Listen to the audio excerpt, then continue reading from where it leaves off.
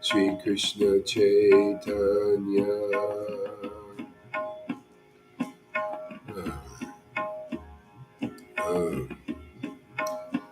Hare Krishna, Krishna Krishna, Hare Hare, Hare Rama, Rama Rama, Hare Hare, Krishna, Krishna Krishna, Hare Hare, Hare Rama, Rama Rama, Hare Hare.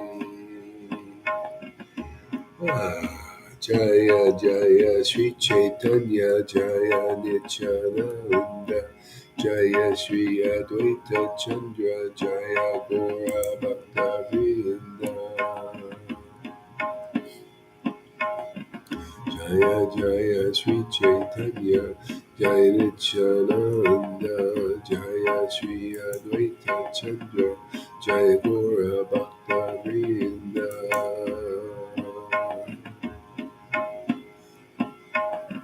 Jaya Jaya Sri Chaitanya Jaya Nityananda Jaya Sri Advaita Chandra Jaya Gora Bhakta Vrinda.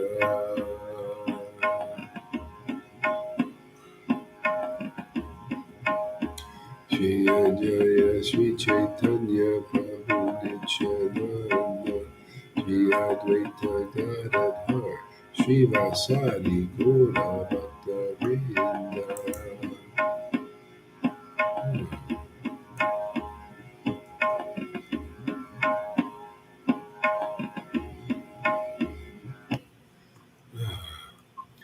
The Lord's return to Jagannath Puri.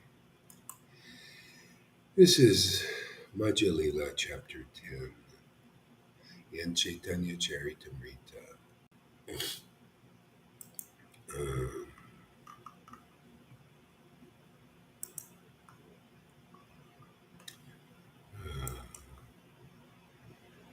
So, good morning, everybody. Thank you for coming.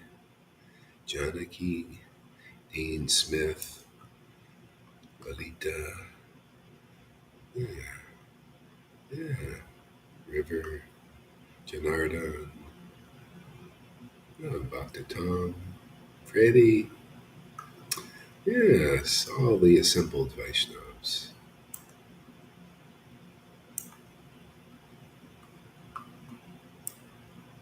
Yeah, by the way, if I'm speaking about like relative things, things to do with the world, and the Bhagavatam also, so it talks about, these are the symptoms of Kali and everything. Yeah, yeah, just don't get in fights over these things. It's not worth it. I mean, people have been fighting over the material world, and what's going to go on. Nobody knows exactly when. Even Jesus said, even the Father in heaven, only the Father in heaven knows these things. And sometimes the Bhagavatam is not clear about stuff.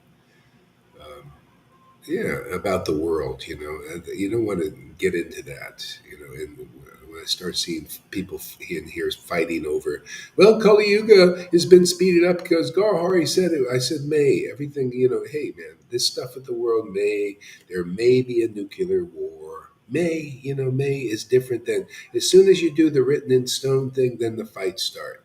Gohari said there's going to be a war. I never said that. There may be a war. Who the hell knows? Prabhupada said there may be a war. He's nuclear war. He said. Yeah, of course we got all these things. It probably will, but why fight over it? Who knows? Who cares? Right? It's a destruction. That's another thing. I was realizing chanting. How the world, see people. What I've noticed, from looking at this stuff.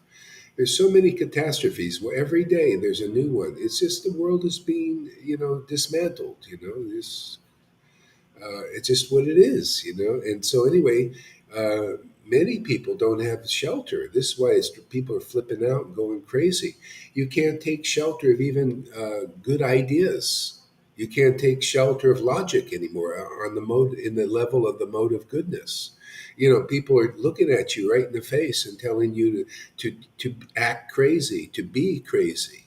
I mean, literally, people are going flipping out. They just can't stand it. They just the world is so in the mode of passion and ignorance, where that which is a lie is being told as a truth right in front of your face. You got a president here, right there on in the president is an exalted position in the world, right? You got a president giving a speech, talking to a dead person, relating to a dead person. So the whole world is flipping out over this. That are people have some intelligence. Low battery, please charge. And the people that Thanks are for using. in charge, they're all justifying it. If famous people saying, "Well, what's wrong? He's talking to a dead person. What's so unusual about that?" I mean, it's crazy. So good people cannot even take shelter of logic or truth, because if you do, then you're censored on the internet. See, everything is topsy turvy and crazy. So there's no, where is the shelter? Well, as I was chanting today, I realized this is the only shelter is transcendental mellows. You gotta transcend this world. There's no other shelter. You can't take shelter of intelligence, material intelligence, because the unintelligent are running the country, running the world. See, so there's, for the good people, there is no shelter. That's why they ultimately surrender to the Lord, because there's nowhere else to go. They can't even communicate with other people. Even some people in our sanghas, they're having problems, because it's like, what the hell is this? Is crazy going on? Well, this is the thing. The Lord is driving us into the next uh, level of evolution, which is the spirit realm. The realm of spirit. And that's why we need the disciplic line. Everybody, the Vaishnavas need. What are these Vaidhi Bhaktas? Where do they take the shelter? What, in the rules and regulations and everything? And the world is being turned upside down. Where are they taking shelter? Where can they? I mean, where the illogical is becoming the logical. It's just, there's everyone. We all have to go here, and that's why, as I'm chanting, I'm really appreciating. I think, my God, what a great method to find real shelter, because everybody's looking for it. We're looking for safety. That's why you see the demons in the world. Their promotion is, oh, we have a plan to keep you safe. They know people inside are looking for certainty and safety. They want to be certain about something, but the world is a very uncertain place right now. People thought everything was under control, everything is going nicely. You got your job, you got your money, you got your nice house, and it's growing. See, you're growing materially in the world. Everything is growing fruitively, growing nicely, right? You're growing, and the Lord puts a fork in the machinery by flipping onto the destructive mode, destroying everything. You realize who's really in control here. You thought you were in control. We thought we were in control, right? The Lord is destroying everything. Oh, it's the demons, right? Are they who's causing this? Who's the cause of all causes? Who's the cause of all of our actions? I know myself. This is why I take shelter of the holy names and the pastimes of the Lord, because it lets me understand. Oh, I see. I'm working under the inspiration of the Lord. I'm like His puppet. They talk about puppet governments, and they're just puppets, right? For the thing, the puppets for the elites and the bankers and that. Well, are they puppet? They're also puppets, but they don't know it. Their knowledge only goes to the extent of control and manipulation, which puts you in illusion. See? Surrender. That's why the idea is surrender to the Supreme Lord, and then you become, in a sense, His puppet. But it's a wonderful thing. It's natural. It's intelligent. And you're not a puppet without sovereignty. You're a puppet because you're sovereign in the Lord. It's simultaneously one and different. You become a controller in this world, an empowered controller, surrendered controller. People look, then you get honor and respect. The Lord said, it's not like you're devoid. You know, they have the thing idea called false prestige. That's ignorance. False prestige is you think you're oh, it's me. I'm doing all of this. It's just me. See, you're God now, but you're not God. It's a lie. See, the devotees are the empowered controllers. They understand how life really works. They get real intelligence. See, this you can take shelter of. This they don't censor. You notice even the demons are okay with this. You know, I can put who's censoring my stuff? Nobody. And I'm talking about everybody. See, this is not a threat to the demons or to the demigods. This is their hope, actually. This is so true they can't even understand it. Look, the Vites, they don't understand us. They just totally like, yeah, they don't understand. The demigods don't understand. The demons don't understand. Everybody's bewildered. Why? Because we're surrendered to the Lord here. This is such a special place. People don't know. They have no idea. But we know why, because you know you get like what Lalita was talking about. Those who take shelter, the real devotees. You know, you get real intelligence. You can realize, oh yeah, we're just kind of fools on the hill, looking at everything going by, just like the Beatles song. You know, not just one fool. See, before there's usually only one fool. We're making a lot of fools on top of the hill, looking down at the world going round. You know? So this is where it's at, man. This is where the peace is. Only a devotee, it says, only a devotee of Narayan has full peace. I always used to think of that verse. Lord Chaitanya taught that to Sanata Rupa in one of these chapters here. Only a devotee of Narayan, only a devotee of God has full peace, even in the midst of a battle. That's why you notice all of these pastimes of the Lord take place in the midst of a battle. Everything, there's always some kind of conflict going on. Otherwise, how can you have a good movie? Even on the transcendental world, you know, you look at this. Bhagavad Gita was spoken on a battlefield. Okay? Because that's the way life is. It's a battlefield. You notice that the demons are always fighting the demigods. Demigods are always fighting the demons. It's a battlefield. Okay? And then the Lord comes on the scene when everything gets really like to a crescendo and a real big crisis, like nowadays.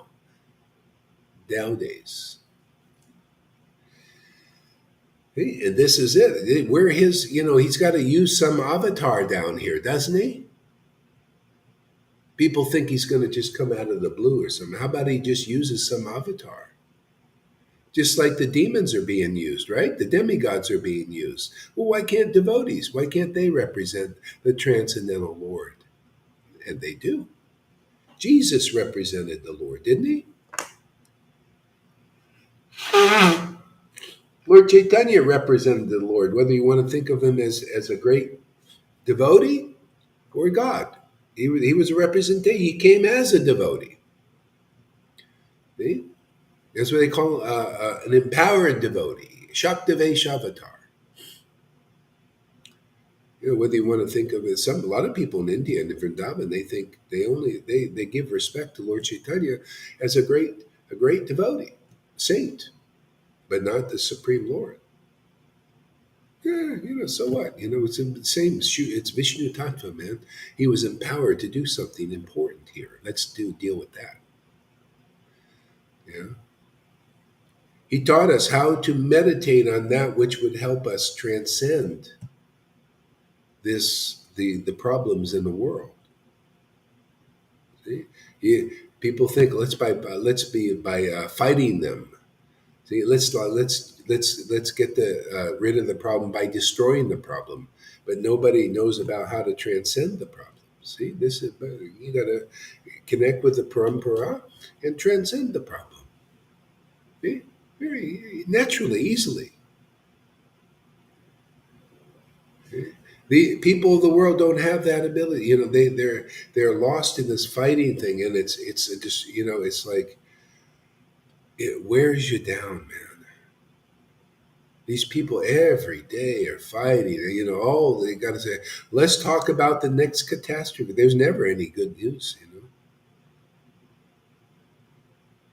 And people are looking, they're in that, and they're all anxiety and everything, and the fears and all of that. You being drained. Everybody's being drained like a battery. And after a while, what are you going to do? We come across with this message and say, hey, man, you don't have to be drained on this. Oh, yeah, destructive thing, it's happening, just, yeah. What do you, as everybody's fighting and everything, it's still what's happening is now they have, people are losing their jobs. After a while, you're not even going to have a postman job, because robots will be taken over, and the sheeple will be going into the metaverse, and they'll be playing games to make their little coins. And as they're depopulating, because it's not necessary people in the world, so it's just, just there's no jobs for them, so they're going. You go to another planet. What's not a big deal. You go where you can work. You got propensities to work. Oh, there's a planet for you somewhere. Right on this planet, they don't need so much anymore, so people are going. Because the living entities have to work, right? They're fruitive. That's the thing, and then so even in the metaverse, you're kind of working, but you're doing it in your mind. But then the body has to work, so it never works out properly. The body is meant to be to work. You have these propensities, and they want to put people in their mind, so that'll never work out. People go nuts. So anyway, see, everything is under the control and owned by the Lord, like these scriptures say.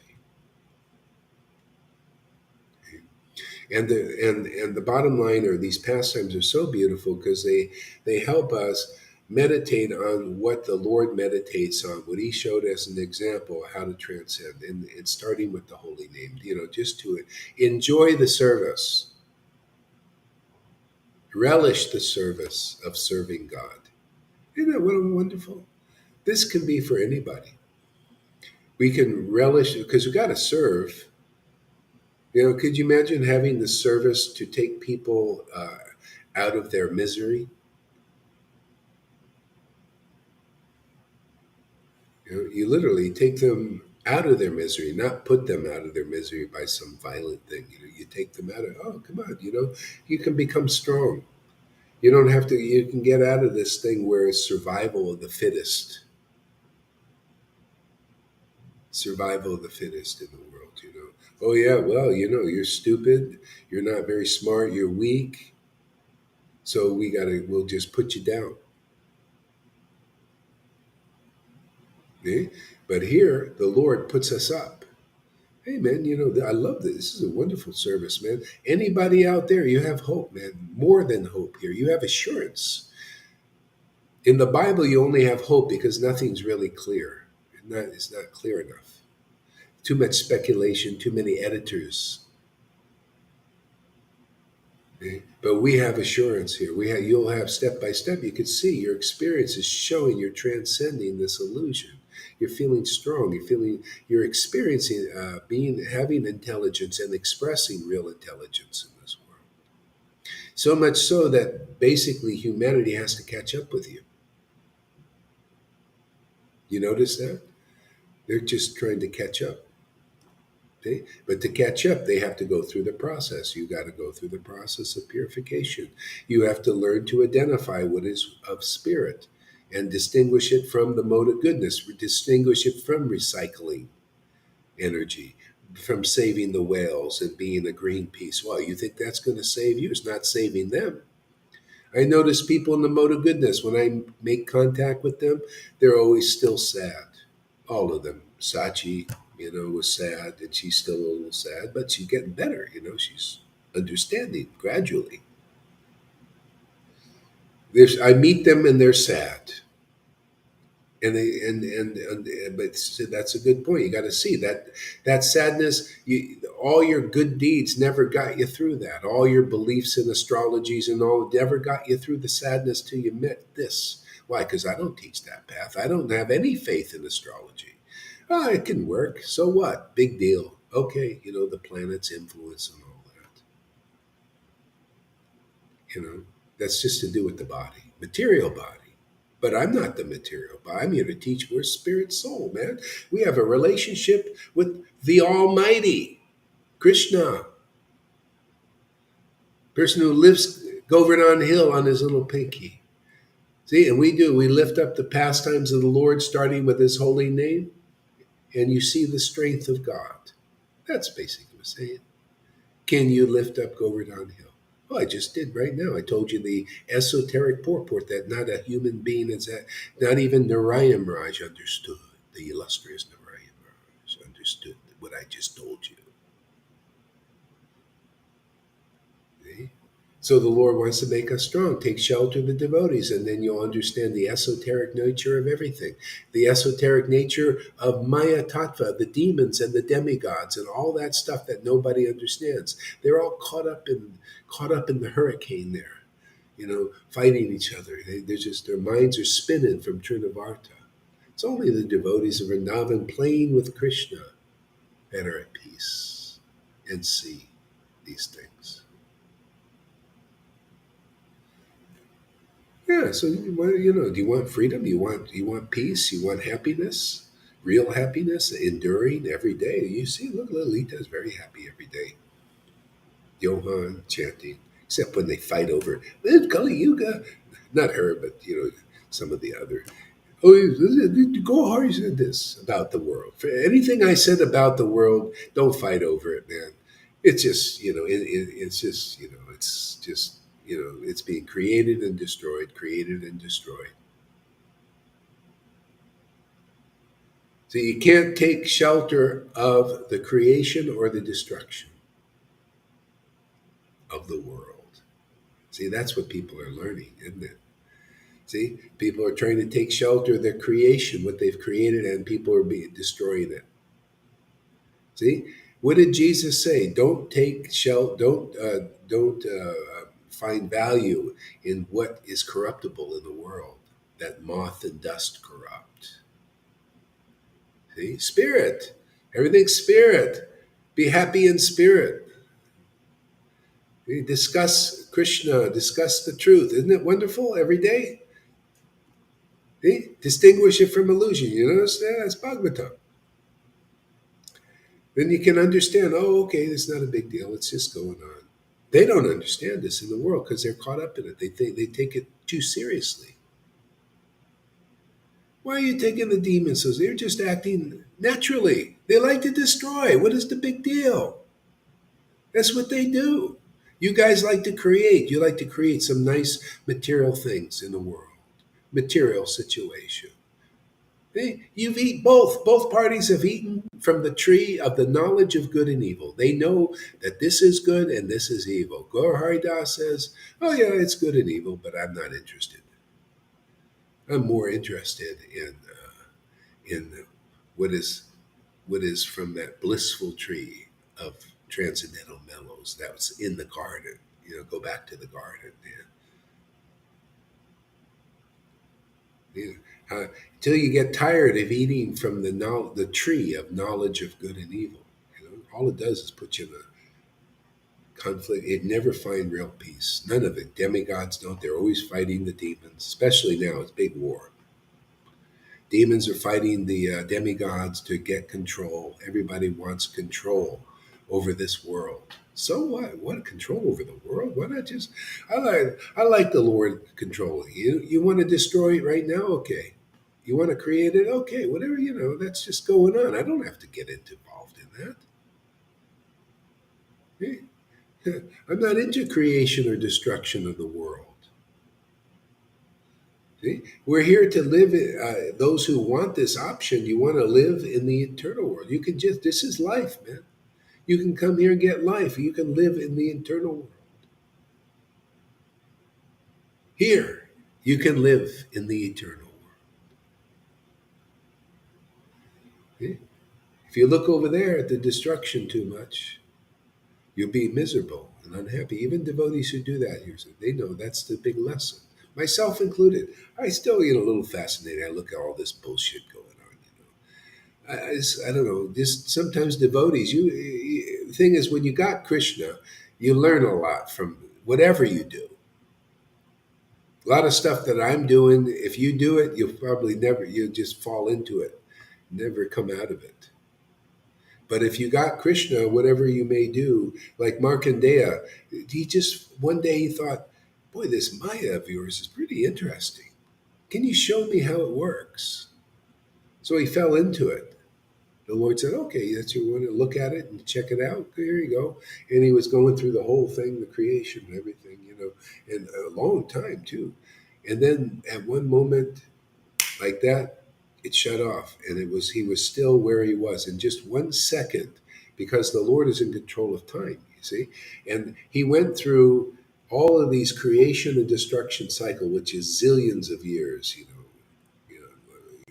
People incarnating 10 billion times. I mean, he went through the whole thing like that, and he was back in his ashram in just 1 second. And he went, "Wow." I mean, that our Lord is amazing. Past, present, and future, all of these things. See, we can have a relationship with that Lord. But that Lord doesn't even pay. Oh, I just got a form to deal with all of that stuff. That's too much management for me. I just want to play in Vrindavan with my devotees. And that's kind of what we do. We play with the devotees of Lord. You just call them, associate with them, by mantra, and the happiness of that, of being with do that and show that example in the world. Say, hey, come on, look, we're here. You can also have fun with us. Didn't our Tom say that? Oh, they when they're preaching, they did it in that way. They instead of directly saying you guys are fools, he said they put themselves. Oh, I'm so foolish that I don't associate with devotees. That wasn't him. That's everybody else in the world. They associate with demons and demigod types who will want to fight each other. In that pastime, which it's not a very nice taste. It's agitating. Oh, I'm so unfortunate. I don't associate with real devotees. Well, anyway, we're here for that. Those you want to find real peace out there. Come and join us. We have a great time in this Vrindavan consciousness. This is a new Vrindavan. You can see it. We're not hiding it. No hiding here. You see us. See what it looks like if you got a preview, an excursion trip to Vrindavan. See how the devotees are, because it's like these devotees here, how they worship. They cry in Vrindavan. They cry here. They laugh there. They laugh here. They love Krishna so much they choke up and tears pour out of their eyes there, and they here too. You want to see what Vrindavan is? Otherwise, you won't know. You just speculate. Everybody speculate. Oh, Vrindavan. Oh, it's like this, and they have no tears, and they that's why they. Oh, Vrindavan is a big intellectual place. That where there's a bunch of PhDs there. They're the real gurus, the PhDs in Vrindavan.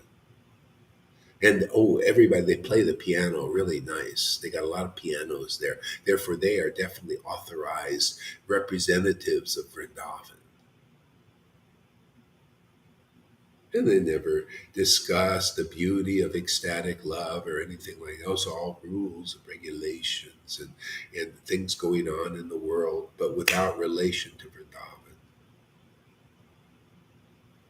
The feminism, everything. In Vaishnavism now, they're still materialistic. They're still talking only about rules and regulations and about the world of feminism, and they kind of like say, "Oh yeah, we want to be." More equal to women, women and men, it's all bodily shit, man, to do with your material body and rituals to do with the material body. Keep your body in the ritual. Do rituals to develop your rituals. Okay? No, but how much talk is there about develop your ecstatic relationship with God? And showing people that this is where it's at, man. Oh, look at the intelligence of these devotees who worship the Lord in great ecstatic love. Where is the example of that? Well, I think only here. All people here can show you is by their practice of worshiping the Lord in ecstatic love because they got the mercy. Obviously, must be a real guru here because you got the mercy to worship the Lord in ecstasy that you didn't really have before. Actually, the real mercy of God must be here, right? Just logical. This must be the place to go to transcend the illusion. Even materialistic Vaishnavism, you come here, you can transcend materialistic Vaishnavism and become acharya material yourself. You person that is you thought, oh, you were meant to be, oh, just be humble, Prabhu. The real meaning of that person, which they don't even probably know, is be suppressed like me, Prabhu. Be oppressed like I am, Prabhu. Be depressed like I am, Prabhu. And we say, I said, well, I'm sorry, I'm not going there. I'm not, no, no, be humble. No, that's not humility. Humility is worshiping the Lord in ecstatic love and the Lord bestowing his mercy upon you. And then, humility is an emotion, is a transcendental emotion. That's all fake. I don't like fake. I can tell the difference between gold and iron. Be humble, Prabhu. Oh, that's for the neophytes. They can't distinguish between real humility and false humility. They can't tell the difference between false prestige, like a guru who doesn't deserve to be guru because they cannot actually take you to Vrindavan, and a devotee who can actually take you to Vrindavan, can make it manifest in your life, in your experience. They can't tell the difference between gold and iron. Isn't that amazing? I find that quite amazing. That's why you have to come and learn these distinctions. You can't, God, I didn't know I was a fool. I didn't know I was accepting iron as gold. Yeah, well, you have to be taught. You have to listen to an opinion of a person who is an experienced devotee, experiencing devotion. See, experienced devotee. That means real, not fake. Oh, this person's a great devotee. Yeah, well, what is that symptoms of that great devotee? Well, he plays the piano, he's very intellectual, teaches me lots of rules and regulations. Yeah, see, this is that's the quality? No. So people need to know what is the quality and qualification of your leaders. That it's time now, right? Isn't it nice to know the quality and qualification of your leaders? You know, many of you didn't know what are these guys. I know a lot of people. They're confused. Even they may not admit it, but they after a while, it's like you start to wonder. It's like these politicians, not much different. This is kind of a sim thing. They're all not really good leaders. You're not a good leader until you are under the shelter, the transcendental potency. Not really. You can't help people very well. You're more or less an illusion. Yeah. So people they don't know how to distinguish. I mean, here we're here to. I'm just here to teach Bhagavatam. I love it, man. I love the whole thing. Just repeating the statements and clarifying this. Hey, man, the highest truth. Doesn't everybody naturally want the highest truth? Don't you, Govinda, want the highest truth? Wouldn't it be nice to have the highest truth? Well, does anybody even think about having the highest truth? They did. Well, I never thought of that. Well, you never heard a conversation from a real intelligent person wants to know the highest truth. They truth seekers. That's one of the best of the four types of persons. They want to know the truth. You come here, you become naturally, you become righteous like that, pious like that. You'll want to know the truth. Yeah, wow, I never thought of that. My gurus never activated me to want to know the truth. Well, because they don't represent the truth yet. False prestige. No, there is real prestige. There's false and there's true prestige. What is true prestige? Prestige is being a real devotee of the Lord, where the Lord uses you like a divine medium to teach his highest truth. And that's only if they have a real prema relationship, transcendental, eternal, prema, loving, ecstatic relationship with the Lord. In other words, the Lord can't use you for that. He can't use you to distribute the real Bhagavatam. Prabhupada says it's either the Bhagavatam and or the devotee. You can just have the devotee. If you hear from them, they will convince you, even without the book, actually, because you'll see this person has experienced. Well, you experience a realm. How do I experience that? Well, you just have to hear my word. You have to, do what I do. You have to believe in who I believe in. And that could be good enough, but could you imagine having the book Bhagavat? That really helps a lot.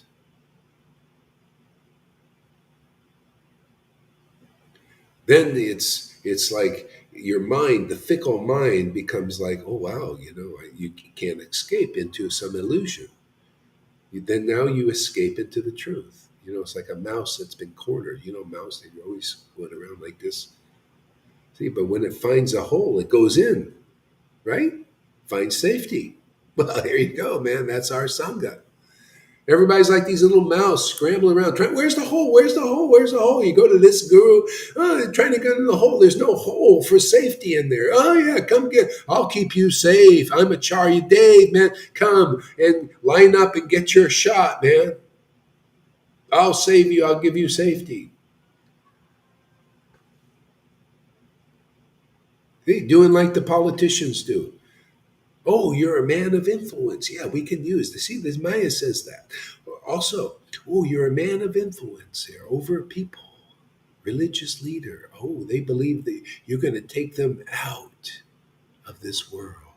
Well, we can use a guy like you.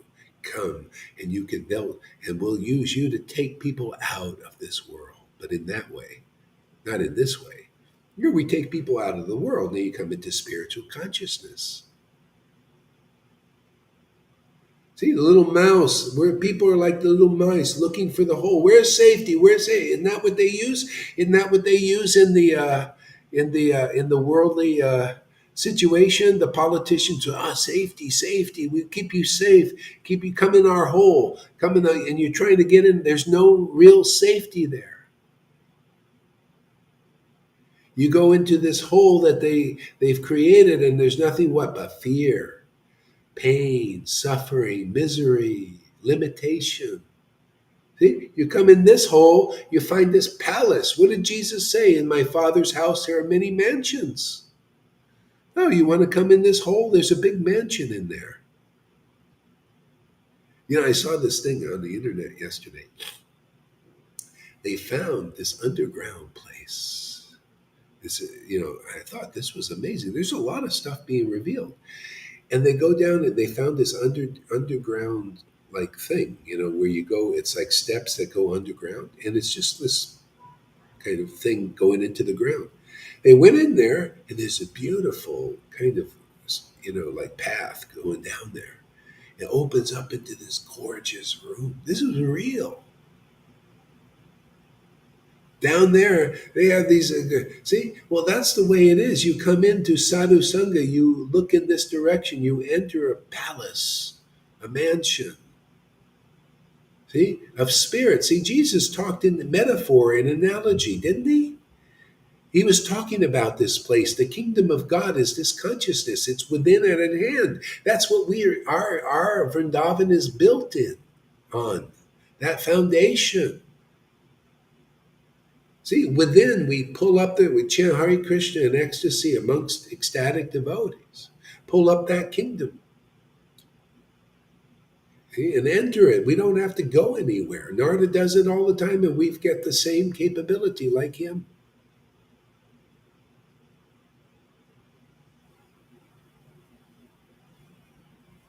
Yeah. See, boy, let's see if you guys are thinking.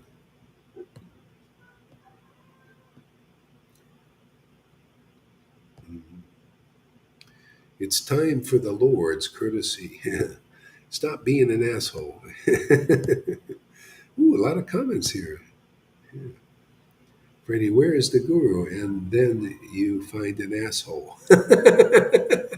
you enter that. You enter that little place there from the backside. Anyway, that's the Lord's Maya.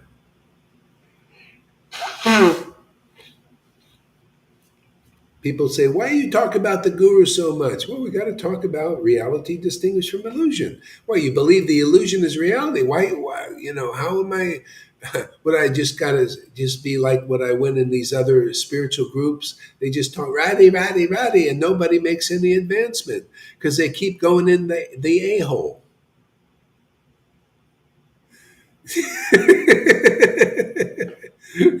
They can't come. You need to see the spiritual master, chapter 1. These principles is they tell you what is unfavorable association so that you can chant in ecstasy, don't they? They don't. The Vaidhi Bhaktas don't chant with the kind of ecstatic love that they see here. They can't even believe in it. They don't.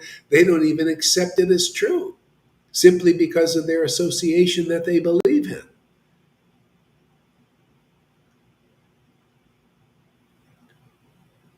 So you have to prove that your knowledge is more full than their knowledge. They have to see the whole situation as it is, right? Oh, I made a mistake. I didn't know that. My guru couldn't even point it out. Oh, thank you. You see, Bali Maharaj. Oh, I made a mistake. I thought my guru could deliver me. All he could do was raise dead bodies. Oh, okay, I made a mistake. I'll go to Vamanadev. That's Bhagavatam. It says, oh, even though he had a lot of charisma, energy, and he did austerities, like Narayan Raj, he was one of those, did a lot of austerities, and he got kind of powerful, you know, but not like the kind of power that Vamanadev had to give intimacy with the Lord. That's what Bali Maharaj got from Vamanadev. Vamanadev became his doorman. He went even to hell and he was cool. He was cool in the hot hell. Could you imagine that? Just like here. You come here, you become cool, even in the midst of this big firing squad here. This is all it is, a firing squad. They're lining people up and shooting them, literally, with the needle.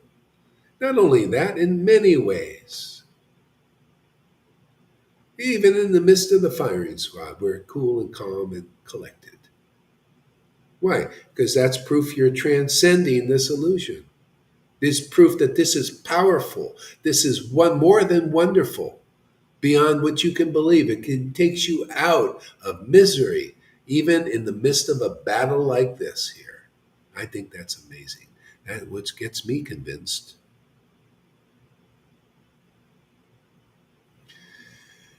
The big snake waiting to devour the little mice. That's what, yeah, yeah.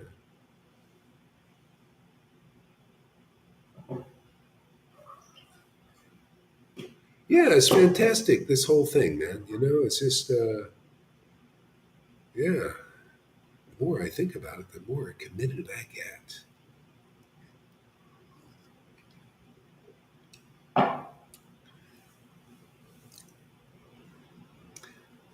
I used to go to these things when I was in Goa, and I took my little break from Vaishnavism. I went to Satsang. I wanted to see, well, let me go to Satsang. Satsang means meeting in truth. And I would go there, and I felt this kind of a high, because they talk about you're not this body, and that don't be in your story. And I felt there's a kind of a buzz you get from that. But it's not the full truth. See, it's meeting in truth. Better, more accurate thing is meeting in partial truth, part of the truth. See? And everybody's having these kinds of meetings in either partial truth or twisted truth, truth that's been twisted. It doesn't give you full happiness, none of it, except this. This is complete truth. See? Truth, highest truth, transcendental mellows, relishing the Hare Krishna Maha Mantra, relishing Lord Chaitanya's names, Jesus' names, relishing associating with transcendental beings by mantra. You call them, they come, and you're fully set. All your desires are satisfied. That's the highest truth. I don't believe you, Goran. We'll come in and we'll show you every day. I still don't believe you. Well, come and my disciples will show you.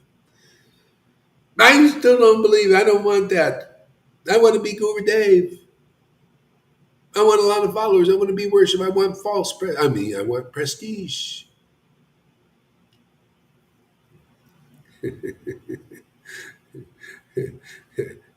Oh, okay. Go ahead. Go on your way. You get a lot of followers. A lot of people, beginners, and they can't tell the difference, and nor do they want to know the difference. Just fool me. You notice how many people they don't even want to think. No, just fool me. Yes, whatever you say, I'll comply. Prabhupada used to say, he would look at this and he knew he had his work cut out and he couldn't do it. It's just, let me just write my books and later on somebody will do it. But he always says, don't surrender your intelligence, man. Surrender with intelligence. And that's what's being taught here. Surrender with intelligence. Yeah, it's intelligent to get out of misery. It's intelligent to get out of eating from that tree of the knowledge of good and evil. See, I know this is good. I'm a good person. This is good. Oh, that person is evil. Let's fight him. And the evil person is saying, oh, this person, he's trying to fight. He's trying to fight me. Doesn't he know he's got some of that in him too? Oh, you think every good person doesn't have any evil in them? Oh, no. That's another suppression thing. That's what I tell you. That's what the demons are using now. They want to draw the evil out of the good people.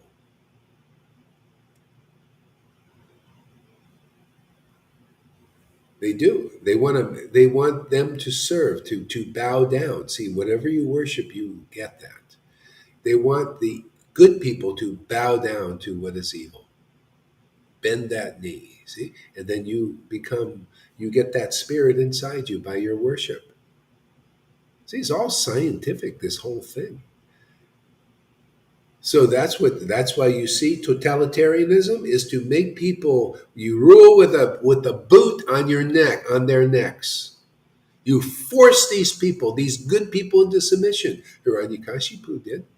He got the demigods, forced them to submit. He was so powerful. Hey, but that principle works here too. But it's different. Surrender by intelligence. The boot is taken off your head. Totalitarianism is taken off your head because now you're in totality. You're total. Yeah. You're set free by the Lord's grace. Yeah, do what they do with the body, whatever they do, they do. It's temporary. I noticed the Lord's speeding everything up. I can't believe it. Almost, I just feel like it was just Sunday. That's how I know because there's this fair that goes on every Sunday. It was just here, and the rent too. I just paid my rent, and it's coming up already. I feel like I just paid it yesterday. Everything is speeded up like this now. Oh, that's okay. Yeah, speed it up, man.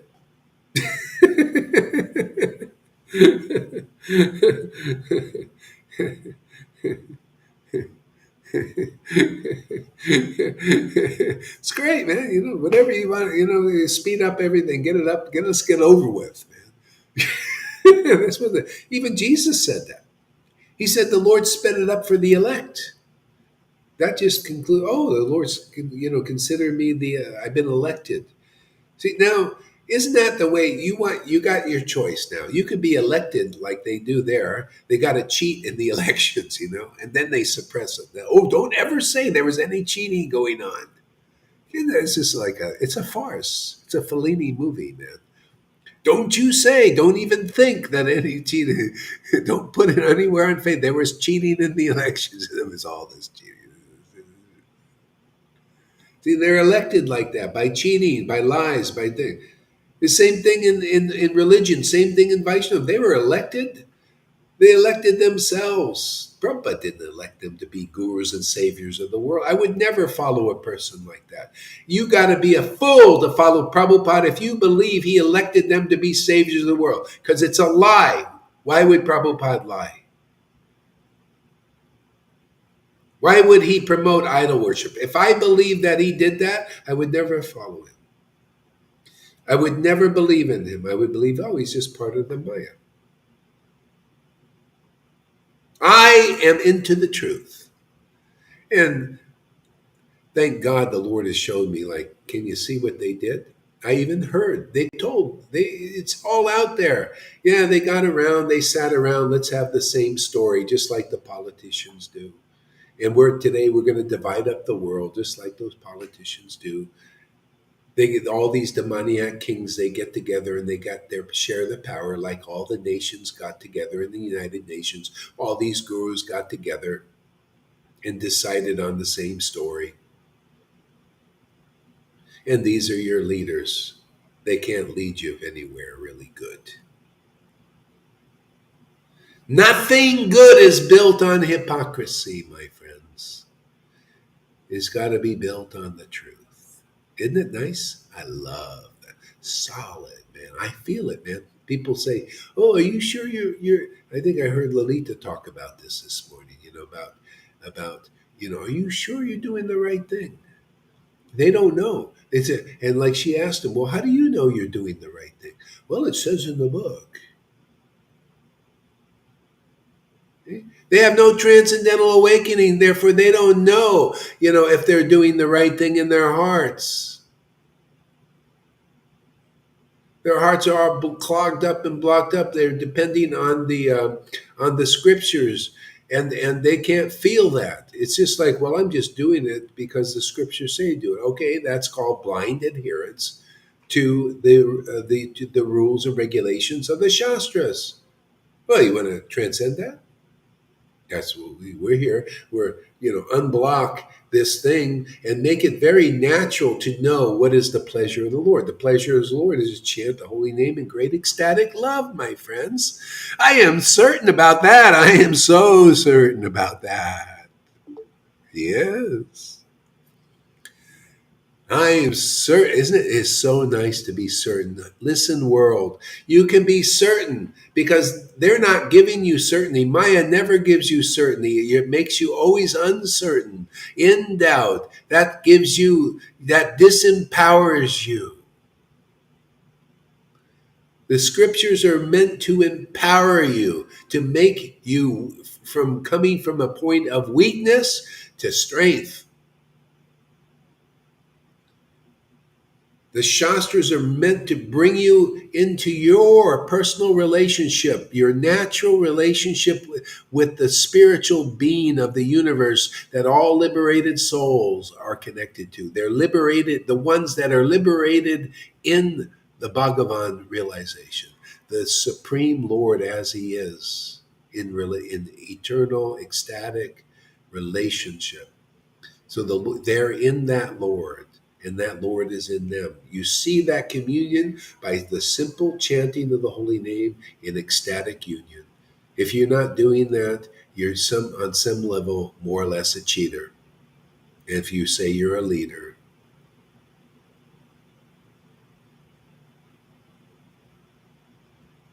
so stop cheering on these kinds of leaders. Wasn't Lord Caitanya an example of the path he taught? Didn't he chant the holy name with great ecstatic devotion? Didn't Nityananda? Didn't all the devotees that were his real followers? That's what the people of the world, whether you're in the world or especially if you're a Vaishnava, you should be looking for those who are like you or are worshiping, that they are showing and proving to you that they have the mercy of that Lord that you're worshiping, which is to chant the holy name in great ecstatic love. If nobody is showing that, you don't know. You are not certain. You cannot be certain. You don't even think it's important to be certain. You live a life of uncertainty. Your certainty, oh, Gohari, I'm certain he's doing the wrong thing, is uncertain because it's not in truth. I'm certain I'm doing the right thing. I even have the Shastras to back it up. And then I have triply certain. Not only does my own experience back it up, the Shastras back it up, and my preaching field backs it up. Those who are coming here to listen, the Lord shows that mercy upon them also. Here I'm facing off the whole world of Vaishnavism, in my opinion, differs from all of them. Every one of them. And they say that's therefore you're wrong because your opinion is like Sudama's opinion and it differs from the millions of people worshiping the false god. I'm happy about that.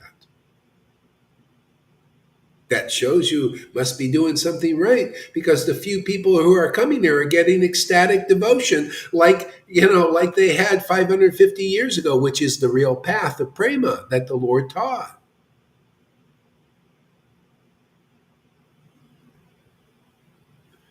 Yes, you are the lucky one. Yeah, and you know what? I'm here. I want to make others lucky too, and I am making others lucky. I'm happy about that. Now I got friends. We're all the lucky ones. Isn't that nice? Don't be envy. Guys don't have to be envious, but you can. If it's naturally coming up, bring that envy over here. You should be envious of this. Bring that envy, and then you realize oh wow, there's no need for me to be envy because he's given out this to them. They're look at all these devotees are ecstatic like Gohari Das, also maybe even more. Wow, that must be a great place to be. Look, the real wealth of bhakti is there. Oh, they're teaching that's real wealth. I thought it was rules, regulations, regulative programs was the real wealth. No, the real wealth, yeah, you're right. I did read that in the books, that ecstatic love was the topmost goal. Doesn't it say in chapter 23 of Madhya Lila, love of Krishna, love of God, topmost perfection in life? Oh, and we can see that with our own eyes. Oh, these other people said he was sahaja, they're sahaja. But look, every day they worship in great happiness and they smiling all the time. Crying, laughing. Yeah, well, maybe this doing different is good thing.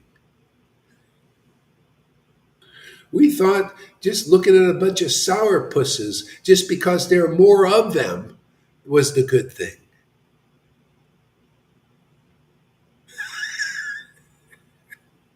See how we're turning everywhere. They got no chance, right, Lalita? We've won already because we got Krishna. Yeah. Look at the battle curse. All Arjuna said. Arjuna said, "I'll take you, Krishna," and Durona says, "No, no, I'll take the armies." See, you ISKCON gurus and Gaudiya Math, you got your big army over there. You're all together in cahoots. You got your big armies, and Gohari just has this little small group of people, 19 people, out of millions of Vaishnavas, and we're gonna win because we got the real Krishna. I'm gonna prove it. He's gonna prove it here. He's already proved it to you guys. We're working. We're a battle. Like a battle. What do they call that? A battalion.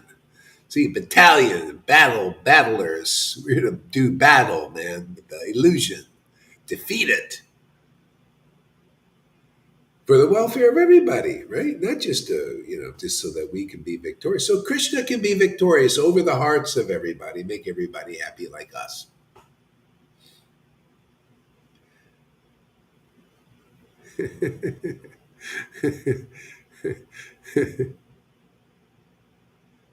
I'm envious. You do not know me, but I think you know me more. Oh yeah, yeah. I like. I like because you like to come here as you are is beautiful. You're yourself. You're real. You're really who you are. You know, and it's okay. It's fine. There's a lot of people like you that piss others off here. It's no problem.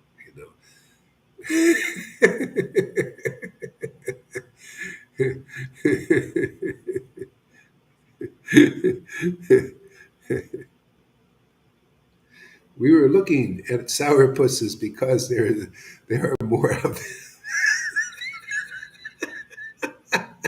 You believe in the path of the sourpuss because there are more of them. That's the herd mentality. We don't follow the herd. Come on, people must have known.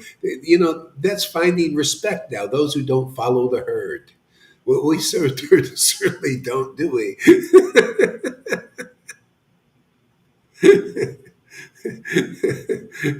We're the stampede. We're just trampling over everything. We're the great, the people they're making. We're the winemakers, and we do it the old way. We just jump on the grapes, like like these, the ones those Christian guys. I forgot their names, but they used to make wine, to facilitate, and they'd be jumping on the grapes with their feet stamping on the grapes. That's what we're doing here. We're making wine like this, churning the ocean of milk, and getting Krishna to come out of it. That's Bhagavatam, man. The truth arises. See, from reality distinguish illusion. The truth arises. That's the Lord in your heart. I love you. See, of course, I appreciate you two there. You come here. You like to come here. You like to associate with devotees. I think that's ideal. I don't have to look at faults. I don't. Why look at fault? Look at the good quality. Look at she's coming here. She likes the devotees. She likes to messages me and others. Hey, she's associating with devotees, and look at the good side. I may not agree with her, but she's herself. She's, do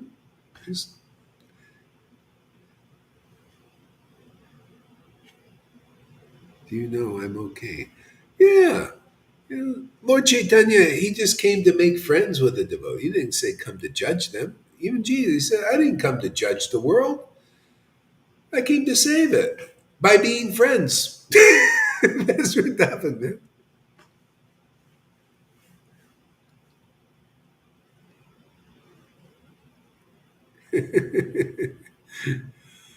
Oh, we didn't read anything yet, did we? Okay, well, let's see if we can get back to that. It's better today. Yesterday was a rant. It was such a rant that I put the thing on private. I didn't want anybody to see the rant. But then Karuna made the thing, made a whole video of the rant, and I watched it. And I thought, wow, this was powerful, man. But it's not time to. Well, I'll put it out at a later date.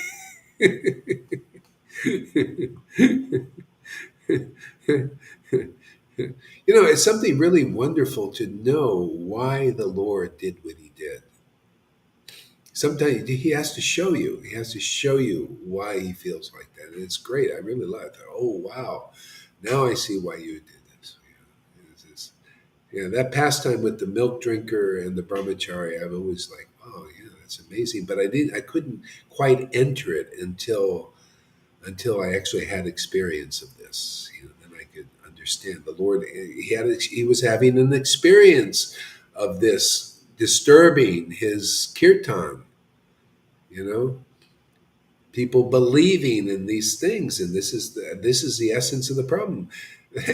Instead of believing in the association of the Lord's devotees and what they preach out of revelation and realization because of their prema, their ecstatic, intimate relationship, people believe in other things. They believe in others who don't have such an intimate relationship, and therefore they don't get liberated very fast. So the Lord had an exclusive amount of devotees there who were on the same page. They had faith in Vaishnavas, they had faith in the Lord, they had faith in what he said and what he taught. They had faith in his ecstasy, primarily. And so it was nice to be around.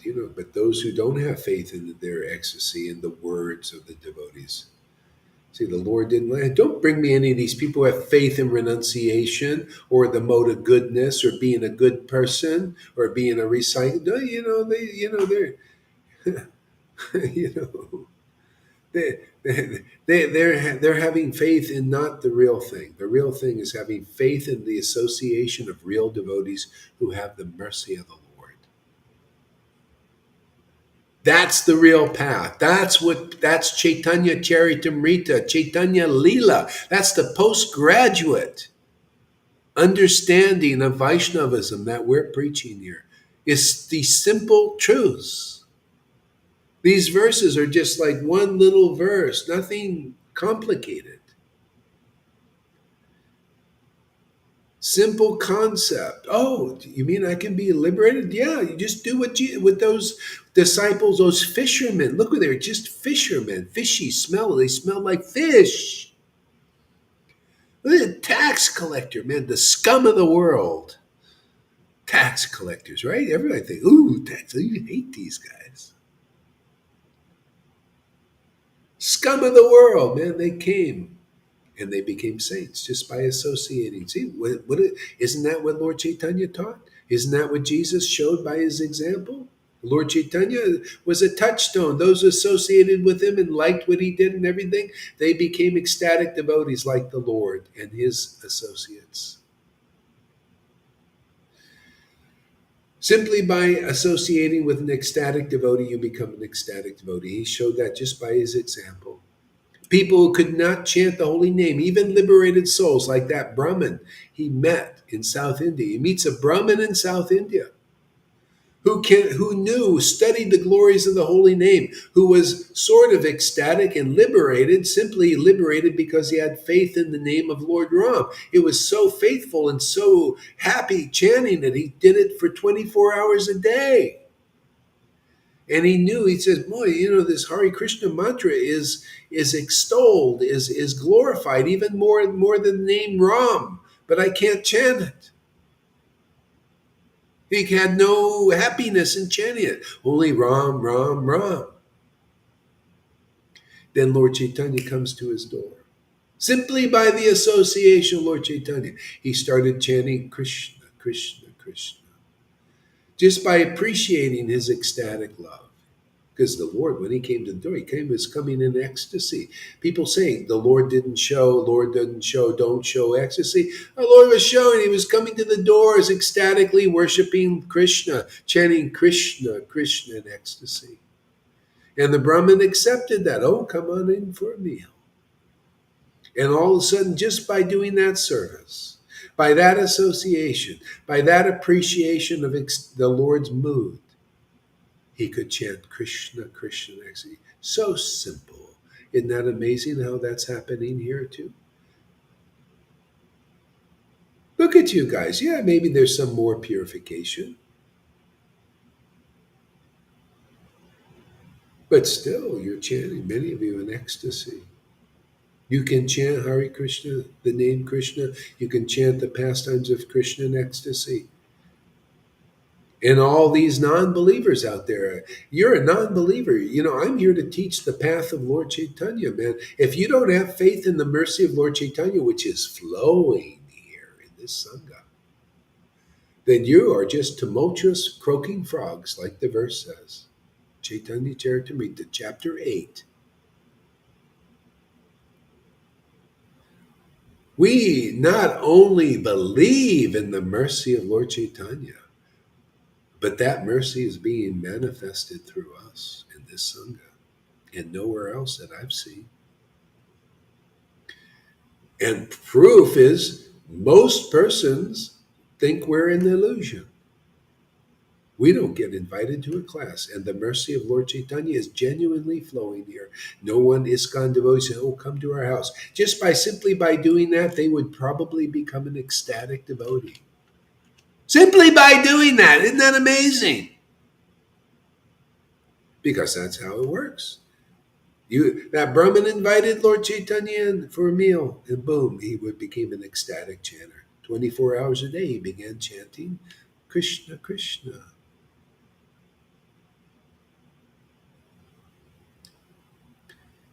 20 pounds a session only?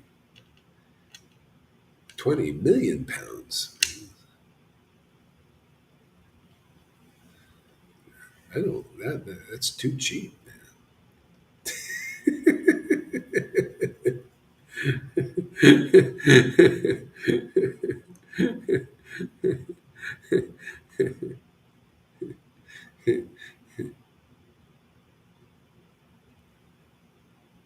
Thanks for your generous donations, those who gave. I won't have to mention names, but you know who you are out there. May you, and it's so funny, it's the ecstatic chanters who do that. Thank you very much. That's the nature of ecstasy. It's amazing, you know. It's just amazing. Your heart changes everything, you know. It changes everything. Gratefulness comes, all that. It's amazing. You realize, wow, these are real riches, isn't it? Isn't it real rich? Man, oh, we're so clean rich, man. And getting more clean every day, more cleansed from this chant is amazing. God, you know. I find it so I just, Lord, thank you so much, man.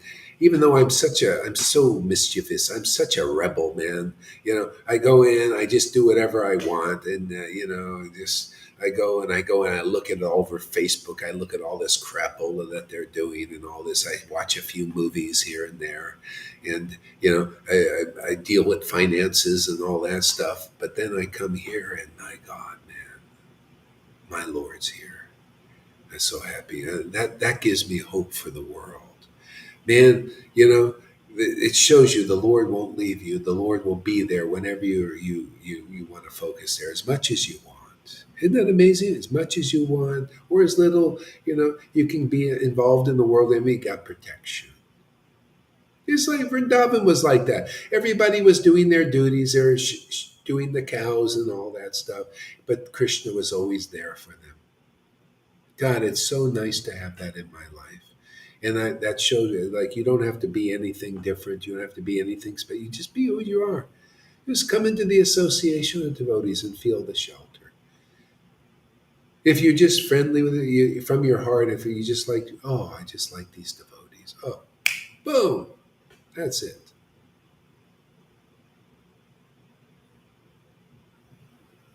See, Mayavadi, a beautiful glorification, you know? We will not leave you because God is in the house. That's true. So true. Great realization.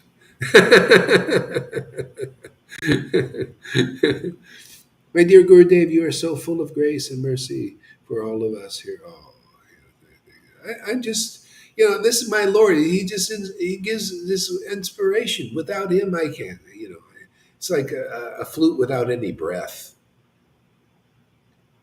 There's no beauty in just a flute. You got to hear it play, man. So if you're lucky, we're teaching how to be played by the Lord. We're all flutes, man. You come here, you get cleansed, the flute gets hollowed out, you know, and then the Lord plays a beautiful song through you.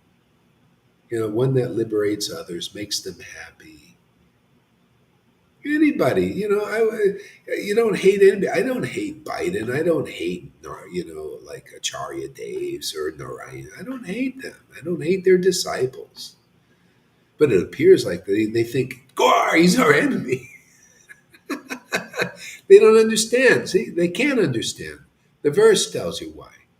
Even the greatest scholars, see chapter 23 of Madhya Lila, of Chaitanya Charitamrita. Even the greatest scholars cannot understand the mind or the emotions or the plans or the understanding of a person who worships the Lord in this prema. And as you guys get prema, you know what I'm talking about. Nobody, you know, understands. Yeah. But they will, and those who come, you're here to help them.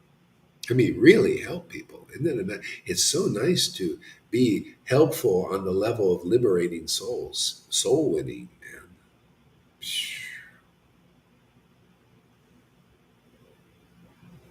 Yeah. Ah, let's make another attempt at reading the book.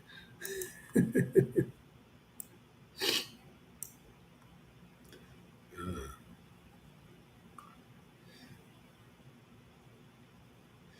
I offer my respectful obeisances unto Sri Krishna Chaitanya Mahaprabhu, who is compared to a cloud that pours water on fields of grain, which are like devotees suffering from a shortage of rain.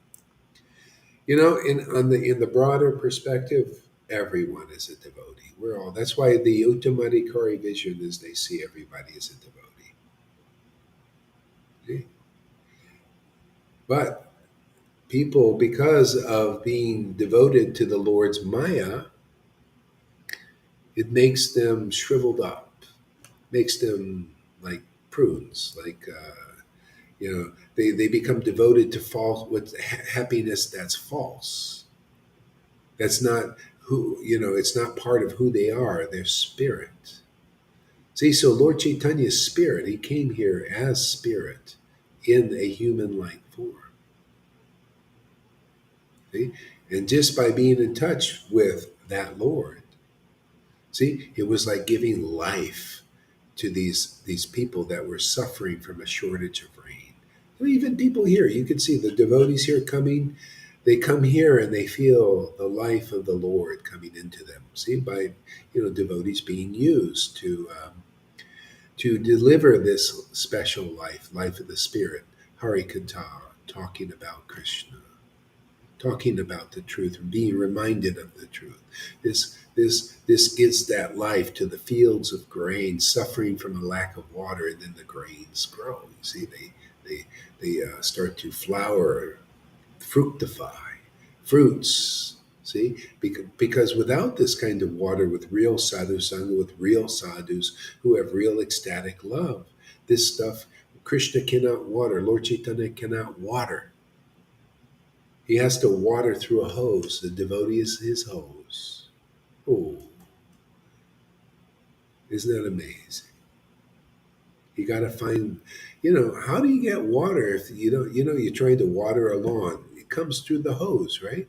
Where's the hose? Well, this is the fire hydrant here. This is the hose. See, and you get watered, and then the Lord uses you to water the fields of grain. See, fructify this love, and you become a hose. Flute, hose, whatever analogy you want to use, same idea, right? The water comes through the hose, the water of life.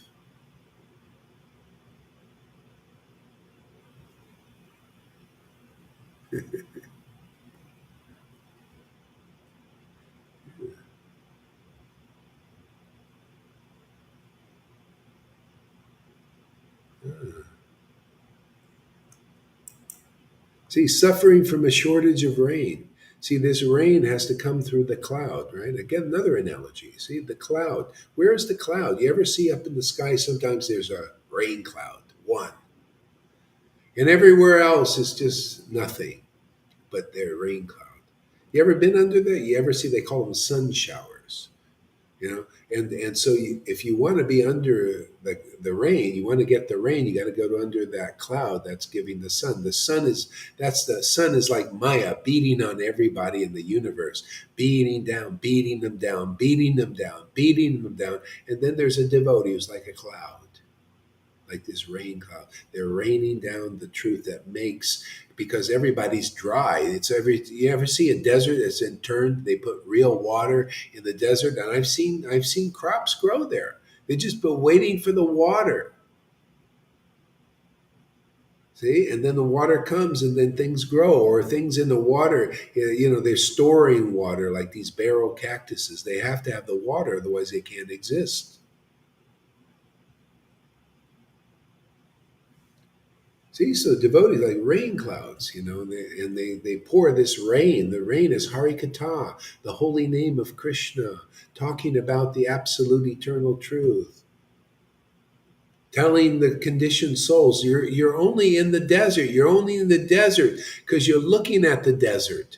Your attention is on the desert, not on the water. Come, the water, the cloud is right here. Come under the cloud. Come and lock on, man. Lock on. Lock your attention on over here. The desert is over there. You're listening to, you're caught up in the knowledge of good and evil. You're taking that knowledge, you're cultivating that knowledge of this is evil and let's fight, or this is good, let's control it. See, come and here, come under this cloud. This is where the real water is. People are suffering. They're prunes and sourpusses. Sourpuss on the face is the puss. Pus is because all that pus in there. See, this is this Shastra. See, so you want Lord Chaitanya's mercy, you got to come under the cloud of that mercy. Ramananda Roy was compared to a cloud. People come under the cloud, they got the rain. If you're not under that cloud, see, the cloud is a devotee, is a person, is a particular hose with that particular water. They're very rare. And otherwise, you're being beaten down by the sun of the illusion. So many illusions in so many places. Even goodness is an illusion. Devotees say, I don't live on goodness. The body lives on goodness. The body needs to be regulated. The body needs good food. The body needs good air, right? Mode of goodness. See, but the spiritual body needs this water. Hari Katha talks about, heartfelt talks about the absolute truth. Chanting the holy name in great extent, that's the water. No other water for Krishna to grow. My devotees, that's the ones who have real devotees, the real clouds, the real hoses for bhakti, are the root from which I grow in you, in your bodies. Otherwise, you are unaware of that Lord. He's not even born. You must be born again to enter the kingdom of God. Is simply looking at Krishna's born in your heart, man, explodes up, and you look, oh, look at this baby. You continue looking at him, and Krishna grows and you grow. Simultaneously, devotees grow, Krishna's growing, you're growing. Growing in realization. The Lord's growing, you're growing together. You're growing together. More beautiful. That people don't grow alone. You got to grow with somebody. People are growing in the world because of growing the garden of the fruit of nature, growing the garden of the modes of nature that's in the modes of nature, growing that garden. They don't have any idea about Bhagavad Gita and the three modes of nature, that a very important topic. See, it came through a hose. That hose was Krishna. You got to find the real hose that gives you real knowledge. Otherwise, you're caught up in the modes of nature. You don't even know. You don't know what mode you're in. You don't know what is happening. You're just caught up and you're just acting like a machine. See, the only way to get out, become real, you have to realize the higher dimension. You have to, you understand the modes of nature when you're lifted to the spiritual platform. You can't understand the modes of all nature fully, clearly. In the mode of goodness, even they're not clear. You gotta meet a real devotee, hosing you down with spirit, things that awaken your spirit. Then you can understand Bhagavad Gita. Really understand, right? To those who worship Krishna, being hosed down by the ecstatic devotion, see, with loving ecstasy. Learn from my real devotees like this. I give them the understanding. See, modes of nature, understand that topic and so many topics. You got to be drawn out of that to really understand. You can't say you understand Bhagavad Gita if you don't understand Krishna. Well, I understand Krishna as in the mode of goodness. Well, it's not the real. That's his illusory potency, mode of goodness even. It's a covering for the truth still. You got to go deeper than that. See, that's why you got to meet the real devotees. You look at them, and you're looking at spirit. You hear their word, it's spirit. It gives you realization of all the modes of nature. You transcend all the modes of nature by hearing from a devotee. Why you understand why Krishna says, "Oh, transcend all the modes of nature by surrendering to me." Well, the real me or the real Krishna is given by his real devotees who have the real Radha, the real Krishna. That's how you surrender. If you surrender this word, then you're proof that you are that you get the mercy of the Lord. The Lord will show you. Oh, you listen to the word of my real devotee and not my false devotees, my fakes, my false representations. Ah, you're listening. Let me give you the reward. What do you get? Money? What do you get? Prestige? What do you get? Something material? No, you get the same love, the same jewel that your guru has. To worship the Lord in intimacy and ecstasy. There you go. Pearl of great price explained. You attain Vrindavan relationships with Krishna and his devotees. Garden of Eden explained.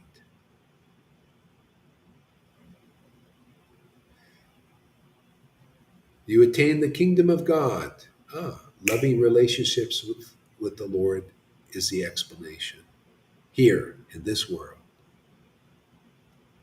Blessed are the pure in heart, they shall see God. Oh, you understand how that works. Your heart gets purified by ecstatic, intimate worship of the Lord in loving ecstasy.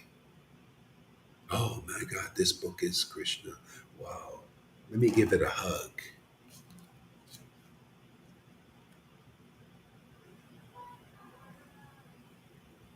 See? This is God here. Oh, this word is God. If I tell you what's really in the scriptures, you got God. If I tell you what's not in the scriptures, you got illusion. That's how it works. That's the war. Truth against illusion, right? It's as simple as that, but it takes purification to get it. You got to come into this society of devotees, man. Get purified, wash your clothes. Just think of this as a washing machine.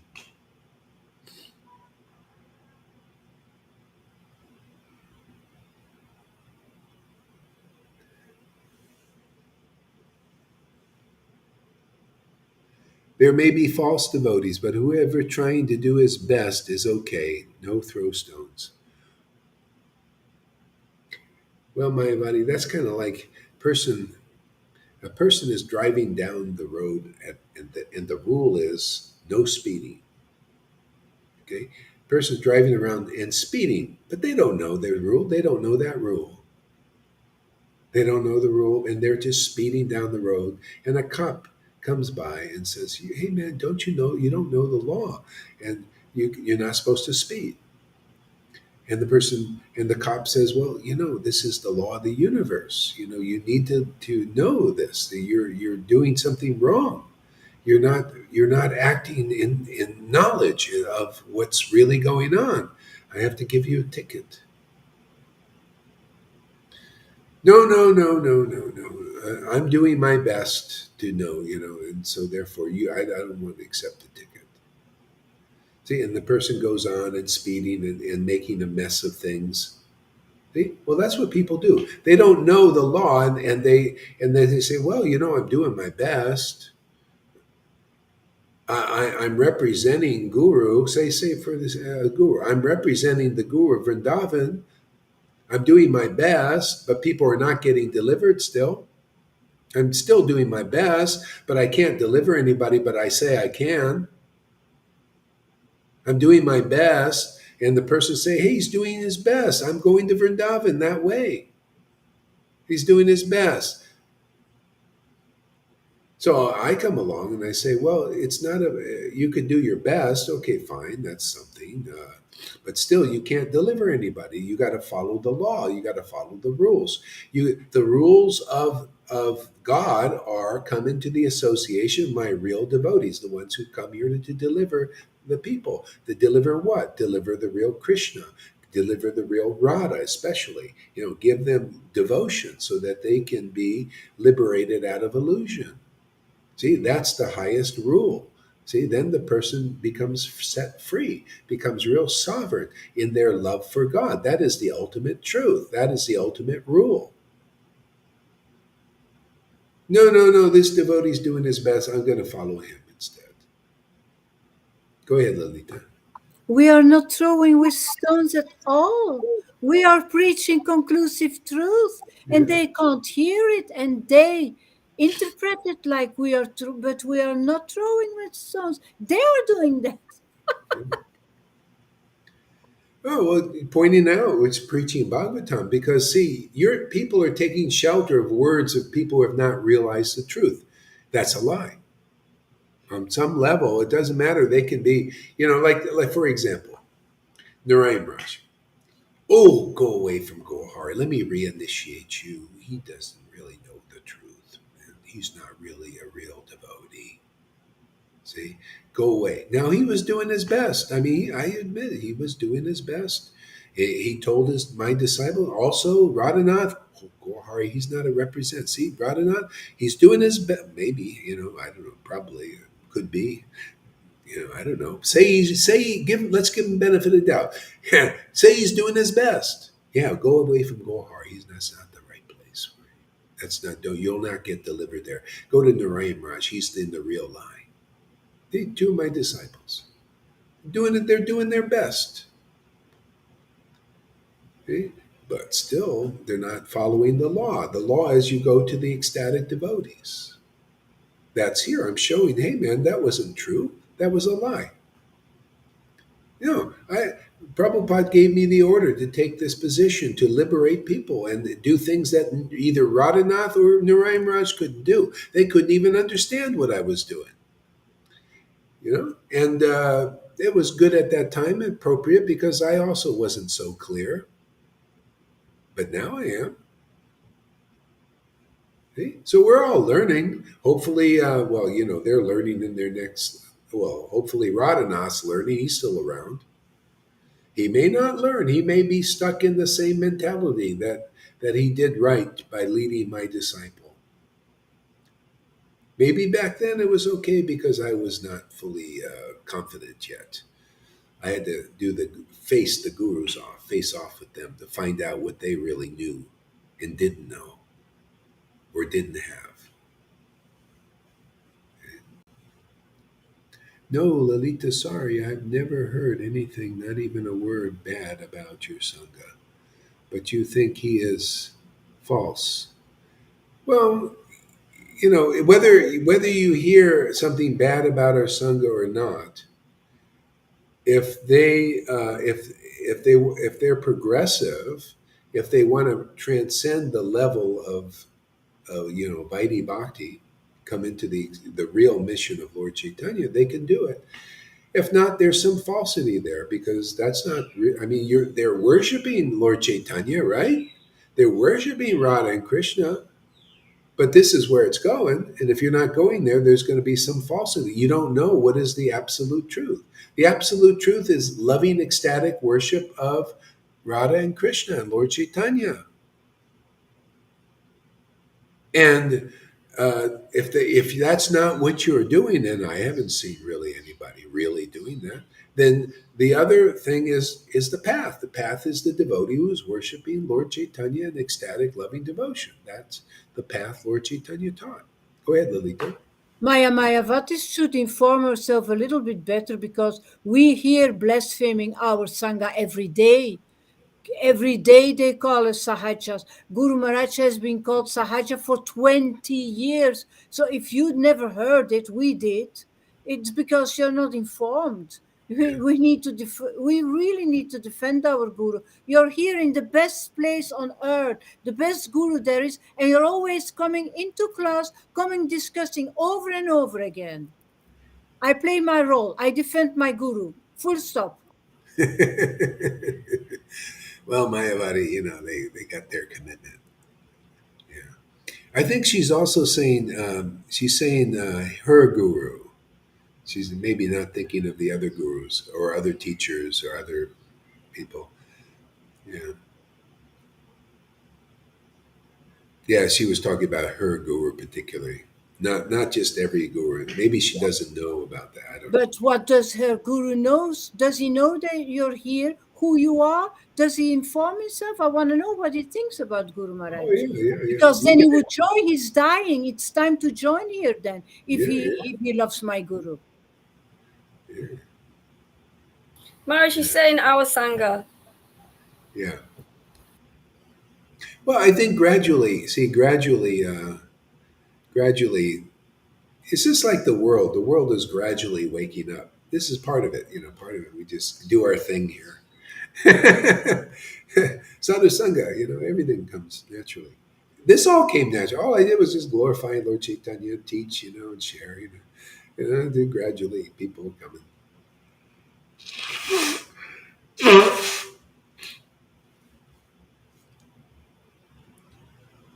Protector of cows. Yeah, yeah.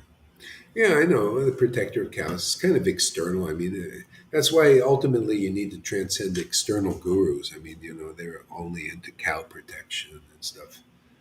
Um, so but that's protecting cows is still material. I mean, the cows are they are looking for grass, right? These are also analogies. They're meant. People are the cows. It's you want to lead them to grass, right? Isn't that what a cow herder does? They take them and shepherd them to the grass so they can graze on the grass. Well, this is the food. People, the cows, is you could say, is the world. And so those who are under the shelter of the cowherder, if they say, "See, you got to come by your faith and your belief, and then you come, and then they lead you to the grazing." Otherwise, it's just a external. Oh, I'm here to protect the cows outside, and you lead them to graze on material grass, and your life is successful. So you think. My whole life is that. I hear that. One guy says, "My life is dedicated to Varnashram Dharma. And I'm dedicated to cow protection. I want to lead them to the green grass so that they can eat." You think that's the green grass Jesus was talking about? He said, "Come in the door, and so that you can graze on the real grass." You see, the grass is great. Grass, that, graze, smoke the name, and smoke come out of your ears, man.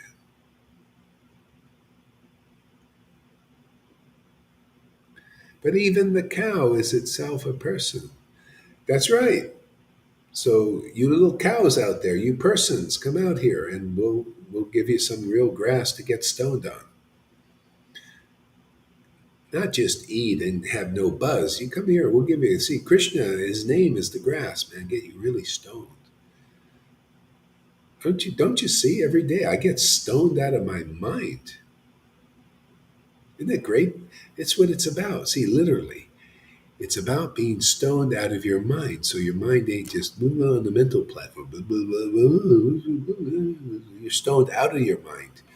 You transcend the mind into the spiritual dimension. Your mind is filled with that, intoxicated with that, controlled by that. That's how you get mind control. You want a mind control? Is being stoned on the grass of God, on the name of God. That's where you control your mind. And if you're unwilling to do that, well, you got Biden out there, and Biden, he's putting out his bid for your mind, man. They want to do that kind of mind control. See, they have no power over the devotees who have devotion. But people become mind controlled if you're not in the Lord. They can't control my mind because my mind is filled with this blissful protection of the Lord. It meditates on that. See, the world can only control the minds of those who identify with the mind. See, and then because then you see you're always looking at objects within the world to worship and to believe in. So they mold objects for you to believe in and program it. Here's your program. Meditate on this. Meditate on this object or this objective. Let me tell you a vision. This is what the elites are telling you, a vision. All that programming, see, because you're on the level of the mind. See, devotees, they don't like that. They can program. I could watch TV and all that. I just think, ooh, this is unhappy. I feel unhappy doing it. But people, they live on that unhappiness. That's why they look like prunes. They just, unhappy. It's a lifestyle for them. Unhappy existence. I used to have a Jewish aunt. Not a Jewish. She was Italian. But she lived on just meditating on the mind's negativity. Negative, there's always, always a problem and a negative thing. And let me talk about it. And just always meditating. See, it's a material ras, people doing it. And the positive people do it. They meditate on what positive affirmations, positive thinking. See, thinking, positive thinking. See, so and they think about material things to be positive, or they be here now with, oh, I see, looking at the material that it lacks knowledge. And meditate on the trees and everything external.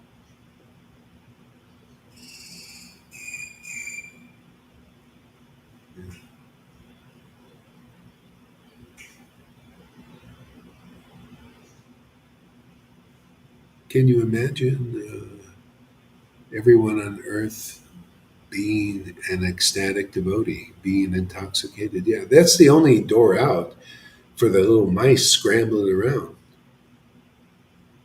Come into the mansion, man. Transcend this. Transcend good and evil. Live in the Garden of Eden. Live in Vrindavan, same thing. That's what just live in blissful ecstasy, of chanting the holy names like Lord Caitanya demonstrated, like we're demonstrating here. Live in that. Then you'll have life. The name becomes a living being. It becomes Krishna. It's not different. This is not just bullshit. This is not just words here. You gotta feel that. They gotta commune with that, have the experience of spontaneous devotion.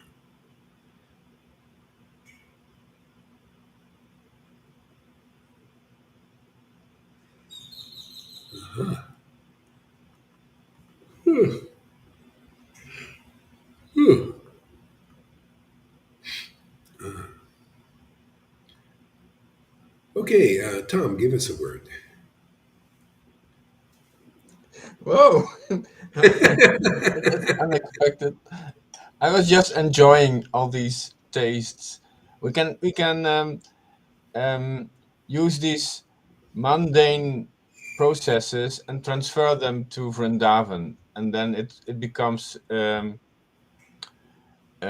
we become high.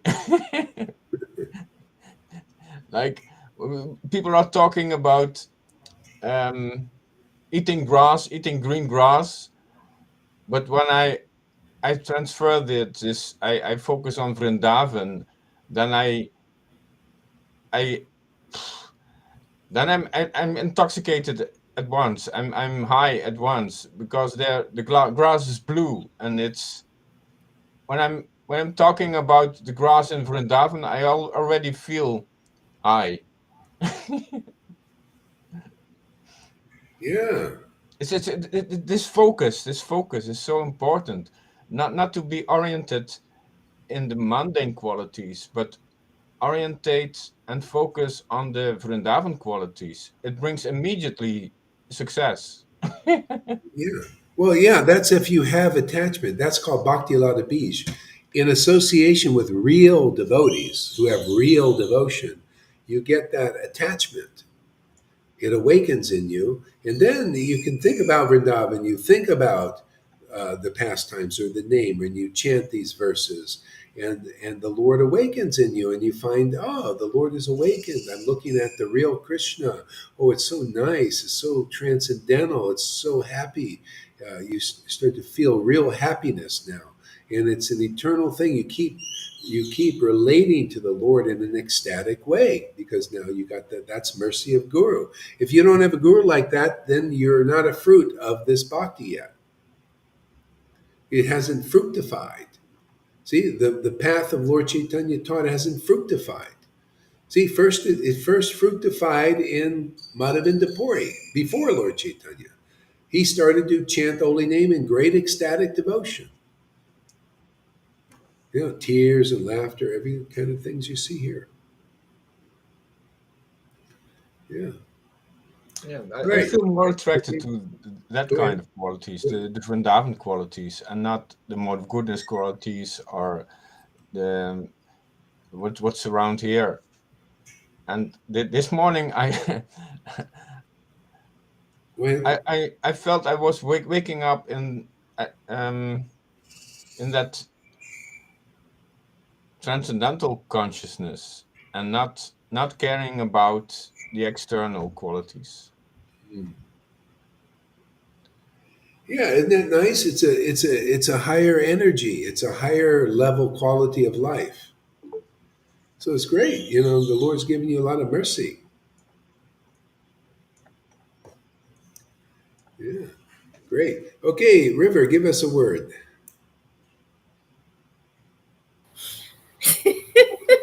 Thank you, Marge. I remember when I used to always look at research, always on YouTube, research about what I was learning with Freeman. And I used to get this taste from it. And all of a sudden it just stopped. It just stopped. And it wasn't getting any taste. In fact, I couldn't even remember in my mind what can I look at. And here, now I get so much taste from everything that you say, so much knowledge, so much living in God's presence, living with the Lord, and being with Him in so many different ways. And, you know, and it's more than that. It's remembering Maharaj, remembering the devotee, the exalted devotees, but remembering Maharaj, keeping him because he's so exalted in his relationship with the Lord. I can remember other things. The Lord shows me other things where He says something and reminding me of other things of how I could have been if I went down that road with the Lord's presence, but I didn't because I didn't have the shelter or the knowledge. And now here, I'm remembering so many things. Well, I'm not doing anything. The Lord is showing me so many things that I chose to walk away from Him. I chose to walk away from what He was saying to live this eternal life. This spiritual, illusionary life. Wow, it's wow. I don't have to do anything. I don't have to go anywhere. But yes, if you're going to say things, I will say something. I cannot hold it at the moment. I will say something, and I am a real true warrior, and I'm not gonna protect Maharaj. I am gonna protect the whole family who come under the shelter of Srila Gaura, protect the whole family. And if you don't want that, it's fine by me, because it doesn't matter. I'm here to give, to be who I really am. You know, there's Mayavati going on about, oh, I am. You don't know who you are. You don't know what you are. You don't know what's in front of you. You cannot feel the presence of the Lord. Why say the Lord is here and then disturb the Lord? Why do that? I understand, and it's okay. I really do understand. There you go. That's it. It's brilliant. It's really brilliant. I just realized I've got 2 different color earrings in. I didn't even realize that. But being attached, being centered, being one point focused, being uplifted, inspired, sheltered, protected, just living with God, living with the endless attributes of the Lord here every day. I will give up everything for this path. And I have in many ways. And even the Lord, even he's taken things away from me that I don't really need. And he is replacing himself with those things. And it's really working. It's wonderful. As I listen to Maharaj, there's so many things going off inside with my relationship that has been growing with the Lord as well. because of being here with the greatest guru that will give you everything. And devotees come here. I'm going to say it. They come here and they take the energy and they go somewhere else, and they're still in their heads. They're still here in their heads, and they just take the energy. Well, you know what? Yeah, okay. I'm really a really tough preacher. I have to hold back, but the Lord is revealing myself, because I also have Indian culture that's arising now, much more, that will be understood by people who are not Indian. Like, I don't always understand, well, actually, I have two cultures, Western and East, and now it's more of a upliftment. Having them before is more of, it wasn't uplifting, it was disturbing and confusing. And having the shelter of the Lord, no matter what is happening, wow. And it's all because of Maharaj. I have just learnt, Mayavati, to not disturb my guru. I have learned to not disturb him, because the Lord is here. He is walking here. He is speaking here. He is giving me everything that we need here, to be united in this path as devotees, to lift the Lord, so people can find out where he is, where he is living, where he is residing, in who is he residing, and take away all, as many as possible. And I know I have some more, many blocks, many obstacles, many disturbances away from my relationship with Krishna, and to keep others' relationship with Krishna as well. It's really wonderful. So yeah, I'm great. That's it for me. Everything Maharaj, though, you speak and there's a connection. There's a connection with something from previous, and connection here all the time. The amount of stories, the stories and nursery rhymes and songs that the Lord is telling me as you speak. Oh my God, it's so much fun. I didn't realize, my God, we don't realize what we are missing out on. What we are, when we don't have the highest shelter, protection of the Lord. We might think that we have protection. This is the highest protection. This is the fullness, the glory, the magnificence, the Almighty Lord here with us. I'm so glad. I'm so pleased. I'm so, from my heart, uplifting the Lord where he resides. And that's the only goal, is to uplift the Lord where he resides, and not just to come in and to stay and be allowed still to come in this door, and come in this door. And there's no other door. And if the deeper we go, and all our lives are different, we've had different previous experiences. But I know I've been watching TV so much from a young age. That's all we did. We just watched TV. And now the Lord is filling in the gaps of what I was actually watching and where he was sitting. Because he's everything and everywhere. And it's so true. It's so true. So yes, it's amazing. I was going to say another thing, but I won't say that. Thank you very much, Maharaj. It's a wonderful, it's wonderful. It's great to be home in the heart of the Lord every day, where we have that real true protection and shelter every single day, all the time, not just, but all the time. The Lord is here, taking him with me as he's growing inside, taking him with me. I have a program of not really going to many places.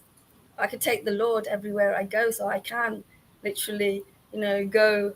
It's just this thing here that prevents me, and that's again because I'm up here still. It can all be resolved, and it is being resolved, and playing out a story. So here we go, in the Lord's time. When I'm ready, but in the Lord's time, let's see this space, this film, this show. Watch out for the new shows, the shows all the time, which we can be part of all the time. And it's not just watching. We're not just using this. We are using the Lord from it. We are united with the Lord inside and using everything that He has, not just the five senses. Well, do we have six? That we have, but what He has, and He has everything, and we are part of that everythingness. Thank you very much, Maharaj. Thank you very much. Brilliant. And my parents are here listening as well. Great. Awesome. Yeah, yeah. They're here as well. Yeah. Lalita! Use the word, Lolita. Yeah. What can I say now? Yeah, I want to go back. Just one little word because go back on the milk drinkers of Guru Maharaj that I had really disturbed by them, not knowing that we are talking about them.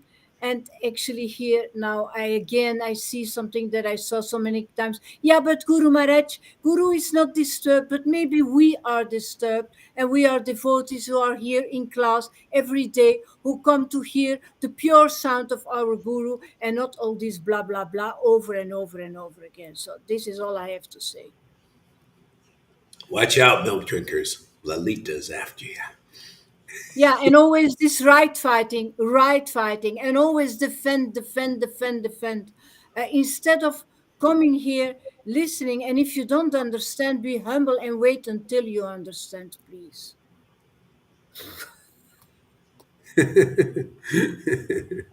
Well, it'll all work out gradually. Thank you very much. Yeah, you're right, Lolita. It's just Anita.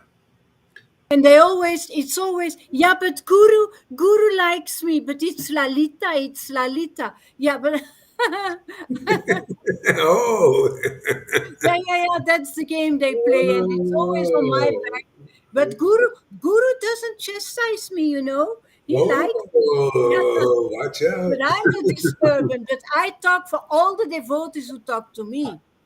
They don't talk to Guru, they talk to me. Yeah. Oh, that's right. Nobody wants this disturbance all the time. Nobody. Yeah. Nobody wants milk drinkers here. Nobody. It's not Milk only Guru, but when Guru talks about, they all think it's not about me, it's not about me. But when Lalita says, actually, it's about you, they are angry. Yeah, maybe I'll put that out sooner than I was thinking. That video, that was intense, man. I guess we all got the point. And she keeps being Lalita is a hard job. Her constantly, she never stops. She's not the only one. They keep on coming, man, like flies, like those dirty flies who come on yeah, like mosquitoes. Yeah, you got your work cut out for you over there, for sure. Yeah, yeah. In the end, you will understand. Yeah, it'll all work out. We'll get through this. These hard times, difficult times, we'll get through. Yeah. All right. So why don't we take a little break here now? And yeah, it was good.